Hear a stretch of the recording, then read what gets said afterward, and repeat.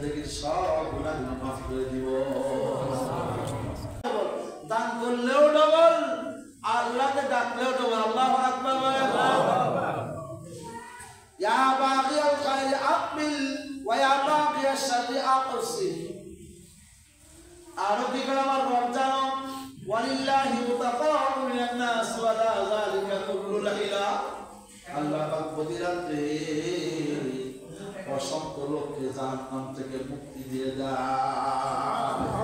এজন্য সম্মানিত ভাইরা আমার, যুবক বাবাদের আমার, আর গুনাহ নয়, আর মালিকের নাফরমানি নয়, আর কিন্তু গুনাহ নয়, আর নাফরমানি নয়।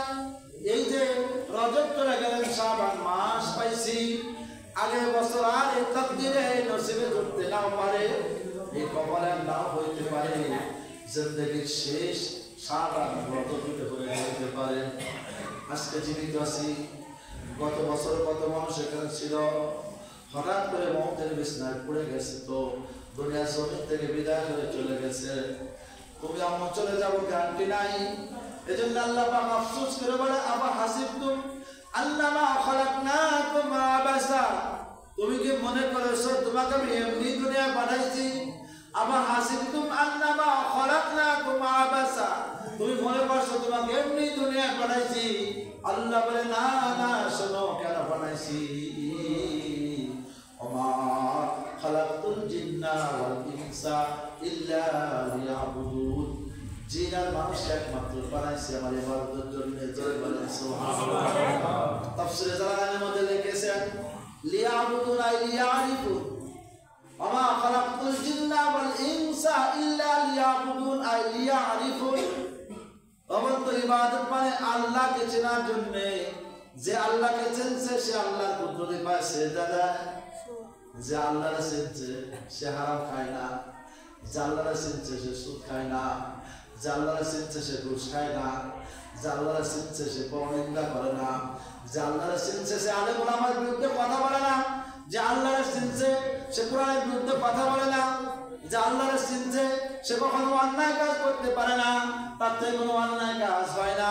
এজন্য আল্লাহ বলে, ওমা খালাকতুল জিন্না ওয়াল ইনসা ইল্লা লিয়াবুদুন আই লিয়ারিফুন। আমাকে চেনার জন্য আমি তোমাদেরকে দুনিয়াতে পাঠাইছি। হাদিসে কুদসির মধ্যে আসছে, আল্লাহ বলে, কুনতুম কানজান মাখফিয়ান ফাআহবাবতু আন আযহুরা ফাখালাকতুল খালকা। আমি একটা গোপনীয় ধনভাণ্ডার ছিলাম, আমি আমাকে প্রকাশ করতে চাইলাম। আমি আল্লাহ পাক রব্বুল আলামিন সব সৃষ্টি করলাম আমার প্রকাশের জন্য। তোরে বলেন সুবহানাল্লাহ। এবং দুনিয়াতে তোমাকে আমাকে পাঠাই নাই, মালিককে চেনার জন্য পাঠাইছে, রবকে চেনার জন্য পাঠাইছে। রবকে চিনা কবরে যাইতে পারলে শান্তি আর শান্তি, রবকে না চিনতে পারলে কষ্টের কোনো শেষ থাকবে না। আল্লাহ পাক রব্বুল আলামিন কুরআনে কারীমের মধ্যে ফরমান, ইন্নাল আবরারা লাফি নাঈম ওয়া ইন্নাল ফুজ্জারা লাফি জাহিম। যারা আবরার হবে, নেককার হবে, রবের খাঁটি গোলাম হবে, রবকে চিনে কবরে যাবে, তাদের ঠিকানা হবে শান্তির জায়গা। জোরে বলেন সুবহানাল্লাহ। ওয়া ইন্নাল ফুজ্জারা লাফি জাহিম। আর যারা রবকে চিনে না, ফাসিক হবে, রব থেকে দূরে সরে যাবে, রবের গোলামি করবে না, রবকে চিনবে না, তাদের ঠিকানা সবচেয়ে নিকৃষ্ট জায়গা, সবচেয়ে খারাপ জায়গা। কেমন খারাপ জায়গা? আল্লাহ পাক কুরআনে কারীমের মধ্যে ফরমান, ওটা এমন একটা ভয়াবহ জায়গা হবে। আল্লাহু আকবার। তার আগুন এমন এমন এমন এমন কঠিন হবে। আল্লাহ বলে, জুলুদুহুম বাদদালনা জুলুদান। আল্লাহু আকবার। লাগার সঙ্গে সঙ্গে তার গোশতগুলি কষে পড়ে যাবে।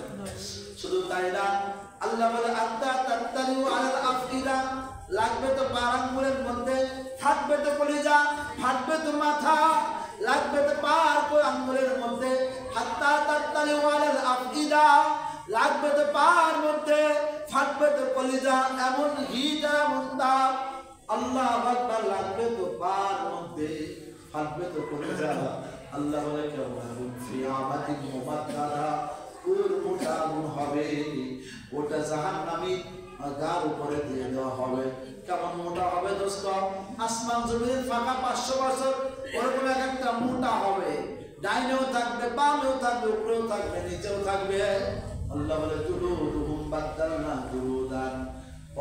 গোস্ত খসে পড়বে আবার হবে লা ইয়ামুতু ফিহা ওয়া লা ইয়াহইয়া জীবন নাই মরণ নাই জীবন নাই মরণ নাই বেঁচে থাকাও নাই মরণ নাই কত কষ্ট হবে কত দগ্ধ হবে এজন্য আল্লাহ পাক রব্বুল আমিন আফসোস করে বলে ইয়া বাগিয়াল খাইর আকবিল ইয়া বাগিয়াশ শাররি আকসির হে গুনাহগার থেমে যা হে নেকিওয়ালা নেশাকারী সামনে অগ্রসর হও নেকি করো যখন আল্লাহর কোন বান্দা আল্লাহ থেকে দূরে সরে যায় আল্লাহ পাক আফসোস করে বলে ফাইনা তাযহাবুন কোথায় যাবি আইনাল মাফার কোথায় গিয়ে পড়াবি যাওয়ার জায়গা নাই পড়ানোর তো জায়গা নাই ফাফিরু